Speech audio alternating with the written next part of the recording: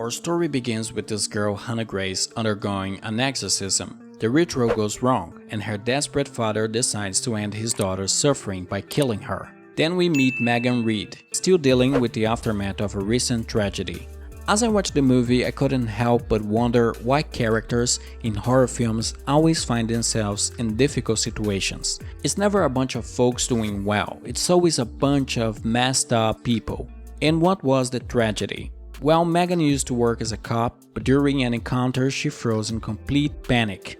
As a result, her partner was killed by a criminal. Megan couldn't handle it, so she left the force. She ended up being addicted to meds, but now she's trying to recover. She quit the bad habits and got a new job as a nighttime morgue technician thanks to her friend Lisa Roberts. Another important thing to mention is that Megan also went through a breakup. Her ex-boyfriend, Andrew, is still a part of her life, and he's a cop who worries that she might relapse at any moment. As for the job, it was pretty straightforward. Megan was supposed to receive bodies, run some tests for identification, and that's about it. She wasn't supposed to leave the building under any circumstances. Out of the blue, she gets scared when she sees someone who appears to be a homeless person trying to enter the building. She managed to get rid of the guy, and shortly after, a paramedic named Randy shows up with the girl's body, Hannah Grace. Since Randy was alone, as his colleague was sick, he asks for Megan's help to move the body. She initially refused because she's not allowed to leave the building, but after some pestering from Randy, she decides to help. By the way, I couldn't figure out why he needed her help. I mean, the body was on a gurney and Randy could have moved it to the elevator himself. Anyway, as the protagonist helps the paramedic, that sneaky guy from before somehow manages to get into the elevator and sneak into the building. That's guy like a ninja to do that without anyone noticing. His name is Naruto Uzumaki. The body was really fucked up, which is the scientific term they use. According to Randy, the man who killed the woman identified as Hannah Grace also tried to burn the corpse after her death. Shortly after that body's arrival, strange things start happening, like things moving on their own and weird noises. When Megan checks Hannah Grace's ID, she notices that the girl's eyes in the ID photo don't match the corpse's. The ID photo has brown eyes, but the corpse's eyes are a deep blue. The coroner puts that body in one of those drawers. Shortly after, she leaves the lab, and in the corridors, Megan ends up being attacked by that strange guy from earlier. The protagonist shows herself to be quite capable of handling the violence. Seriously, she's like a female version of John Wick. After managing to scare the man, Megan breaks free and calls for help. The guy is able to hide again, and when the authorities arrive, they find him trying to put Hannah Grace's body in the cremation chamber. Megan and others manage to stop him from doing that, and the guy gets taken into custody. But just before being taken away, he says that the body isn't dead and needs to be destroyed. When Megan takes the body back to where it was, she's scared to see the door to that place opening on its own. The coroner extracts the body again to check if something's amiss. We see the body move when Megan takes a call. Looking at the body again, she realizes it's in a different position. She approaches it and suddenly sees a movement in Hannah Grace, as if she took a breath. Next, Megan talks to her friend and tells her what she saw. Lisa says that sometimes corpses make involuntary movements, and it's completely normal. Okay, but all of this, along with the other weird stuff that happened during the night, would be enough to make me quit and leave that job. But Megan stays put. She ends up being visited at work by her ex, who heard about what happened and wanted to check on her. In the process, they ended up arguing because Andrew accuses Megan of taking a bottle of his prescription meds, which she shouldn't be taking as part of her recovery. She denies taking the meds, but it's a lie. She took them, although she hadn't actually consumed any, even though she had considered it after going through so many strange things during her shift. In the end, they reconcile, and Megan asks Andrew for a favor. She asks him to dig deeper into the story of Hannah Grace and what happened to her. Meanwhile, one of the building security guards named Dave is lured to the morgue, where the body simply kills him. Here's the crazy thing, this demon turns out to be extremely powerful, making people levitate and all that. It makes me guess that none of the characters would have a chance against this creature. But for some reason, when it's convenient for the plot, the characters ends up having the upper hand over the demon. Seriously, in the beginning we saw the exorcism happening. Now think about it, the demon could have just made all those people go flying and whip them out at once. But no, the demon remains tied to the bed with some pretty lousy restraints, which allows Hannah's father to almost kill the demon, or something like that. The situation is neutralized for a brief period and not completely finished. After Dave's death, Megan goes to the bathroom, and there she sees more strange things, which would already be enough for any even slightly smart person to get out of there.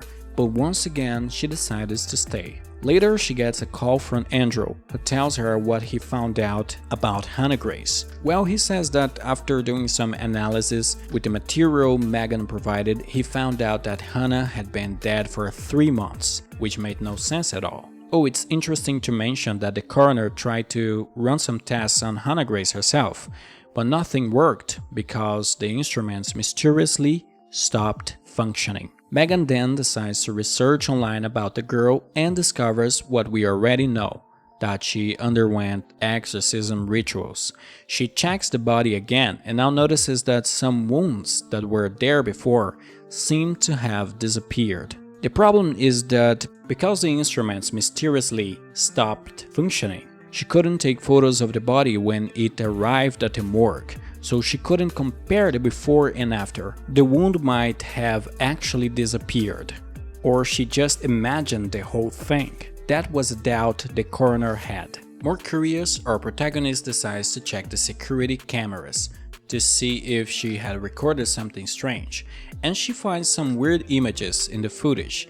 This scares the coroner so much that she decides to talk to her friend again and tell her what's happening. Like a good horror movie character, Lisa doesn't believe in any of it and tries to find rational explanations for everything that's happening. And when she finds the meds in Megan's bag, she starts thinking that Megan might be using drugs, which would explain the hallucinations. The coroner tries to say that she hasn't taken any, but it's hard to believe her. But then when Lisa is alone, she gets attacked by the demon. The nurse, like Dave before, ends up being lifted into the air and has all her bones broken by the creature, in a terrible death. Andy returns to the morgue and Megan asks for his opinion about the body. She asks if there was a wound on the body's waist before. He says he thought there was, but he wasn't sure. And in the end, when Megan says she thought something strange was going on, Randy tries to convince her that it's all her imagination. I find it incredible how characters in horror movies are so skeptical. And I am a very skeptical person myself, but I'm pretty sure most people don't have that characteristic. Megan decides to call Andrew and tells him that she took his med bottle.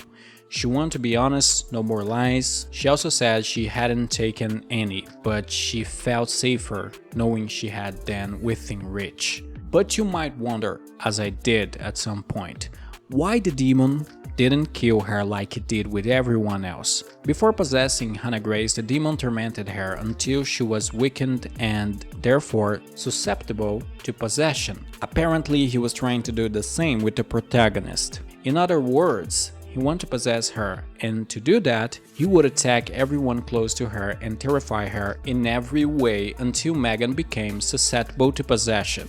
That's the explanation. As for Randy, when he was leaving the morgue, he gets attacked in the parking lot by the demon and dies. However, amidst all of this, there was a twist. Hannah's father, who had been arrested, managed to escape. He returns to the hospital and surprises Megan, who believes him this time. The man says that after the exorcism failed multiple times, he decided to end his daughter's suffering. But the demon didn't die, and when the body was taken to the morgue, it killed 4 people. Since then, he looked for the body and tried to destroy it. Finally, the man understood that the only way to eliminate the demon was through fire, burning it to ashes. So Megan and he go to the cremation chamber, but when they are about to put the body into the furnace, the demon decides to attack them. The creature throws Hannah's father into the fire, eliminating him completely. Next, the protagonist is pursued. Andrew arrives at the scene and he and another guard find Megan. She says they need to escape, but then Hannah attacks. First, she kills the guard, and then Andrew becomes her target. Megan finds herself in a situation similar to when her police partner died, but this time she decides to act. The protagonist takes Andrew's gun and shoots Hannah multiple times. She manages to bring the creature down, but she knows it won't last. The only way to end it is through fire. So she tells Andrew to get out and call for help, while she takes the body to the incineration chamber. As she places the corpse in the furnace, the demon launches its final attack, but our protagonist is brave enough to fight back and finally ends the demon, which is incinerated by the fire. Finally, things get better, and all of this experience seems to have somehow helped Megan overcome her trauma, as she managed to act in the most important moment, which in a way redeemed her for failing with her partner before. Well folks, this is The Possession of Hannah Grace. It's a horror movie that's kind of fun despite being quite generic. The film relies heavily on jump scares, some of which are very predictable, while others, I confess, got me. The script and the characters also aren't anything you haven't seen before, but I think it's enough to keep you entertained for an hour and a half. That's it for this video, see you in the next one, and goodbye!